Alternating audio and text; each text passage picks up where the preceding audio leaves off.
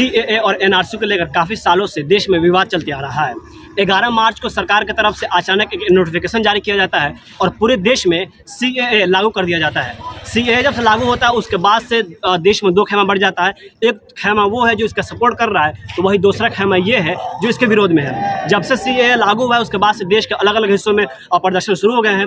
वही इसी बीच इस वक्त हम मौजूद हैं मौलाना आज़ाद नेशनल उर्दू यूनिवर्सिटी कैंपस के अंदर, और यहाँ पे जो छात्र हैं वो सीएए और एनआरसी जो है उसके खिलाफ प्रोटेस्ट कर रहे हैं। अब तस्वीरों में साफ देख सकते हैं पीछे के जो स्टूडेंट हैं, जो यूनियन है या फिर यहाँ के जो छात्र हैं वो इसके खिलाफ है। और इनकी कहना यही है कि अगर आगे ज़रूरत पड़े या फिर अगर सरकार वापस नहीं लेती है या एनआरसी आती है तो हम लोग जैसे पिछली बार जिस तरह से लगातार प्रदर्शन किए, प्रोटेस्ट किए, वैसे ही आगे भी जारी रहेगा। तो आइए यहाँ पे बात करें।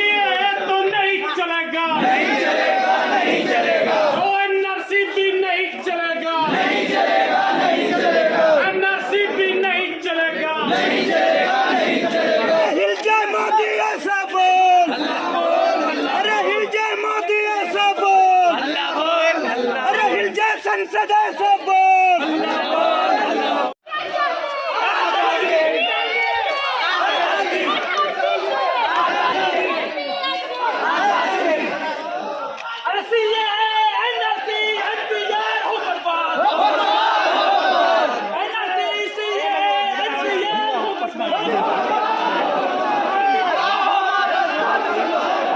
गोली मारो, हम नहीं हटेंगे, हम लेके रहेंगे, हक हमारा, हम लेके रहेंगे। से आने वाले लोग हैं और हम सब यहाँ अपने लिए नहीं आए हैं, हम उन लोगों के लिए आए हैं जो बोल नहीं सकते। उत्तर प्रदेश के वो लोग, बिहार के वो लोग, बंगाल के वो लोग जिन्हें डरा दिया गया, जिनके घरों पे बुलडोजर चलाया गया, जिन पे एनएसए और यूएपीए लगाया गया, उनकी उम्मीद कौन है? उनकी उम्मीद जामिया मिल्लिया, अलीगढ़ मुस्लिम यूनिवर्सिटी और मौलाना आज़ाद नेशनल उर्दू यूनिवर्सिटी में पढ़ने वाले ये वो लोग हैं जो आज फिर एक बार मैदान में आए हैं। 1947 से सिटीजनशिप डिफाइन जो हुई, वो डिफाइन इस बात पे हुई कि स्टेट और लोगों का ताल्लुक जो होगा उससे तय होगा कि सिटीजन कौन है। स्टेट हमें सिक्योरिटी देगा, स्टेट हमें कुछ चीज़ें प्रोवाइड करेगा, उसके बदले में हमारे कुछ फंडामेंटल राइट्स हैं, कुछ फंडामेंटल ड्यूटीज़ हैं, उससे ये स्टेट और सिटीजन का रिलेशन तय होगा। लेकिन बताया क्या गया? बताया ये गया कि एक खास धर्म के लोग, एक खास जगह से आने वाले लोग ही हिंदुस्तान के सिटीजन कहलाए जाएंगे। देखिए, सीए का नोटिफिकेशन एक बार फिर से आया है और 4 साल पहले जो बिल लेकर आए गए थे, जिसको एक्ट बनाया गया, उसके खिलाफ पूरे देश में उसका विरोध हुआ था। एक बार फिर जो नोटिफिकेशन लाया है इलेक्शंस को देखते हुए, पोलराइजेशन की पॉलिटिक्स हम समझते हैं इसके पीछे है। हिंदू वोटों को एकजुट करने का प्रयास भाजपा कर रही है क्योंकि वो अपने तमाम मोर्चों पर फेल हो चुकी है। इसीलिए एक बार फिर मौलाना आज़ाद नेशनल उर्दू यूनिवर्सिटी के स्टूडेंट्स ने एक कॉल दिया है कि सीए का हम विरोध करेंगे, जैसा कि दूसरी यूनिवर्सिटीज़ में भी हमारे साथी इसका विरोध कर रहे हैं। ये एक्ट 4 साल पहले बन चुका था, लेकिन हम ऐसा समझते हैं कि इसका इंतज़ार किया गया कि 2024 का इलेक्शन जीतने के लिए आखिरी जो हरबा होगा वो इस सरकार का क्या होगा, क्योंकि ये सरकार हर मोर्चे पे विफल रही है। चाहे वो नौकरियों का मामला हो, सुरक्षा का मामला हो, तो चाहे बेरोज़गारी का मामला हो, तो ये आखिरी एक प्रयास है इस सरकार का कि हिंदू जो वोट है, जो मेजॉरिटेरियन पॉलिटिक्स है, उसकी वजह से हिंदू वोटों को एकजुट किया जा सके। अमेंडमेंट एक्ट आया है, जो नया कानून आया है हिंदुस्तान में, जो कि जो हिंदुस्तान की नेबरिंग कंट्रीज़ हैं वहाँ के माइनॉरिटीज़ को सिटीजनशिप दिया जाएगा इस कंट्री में।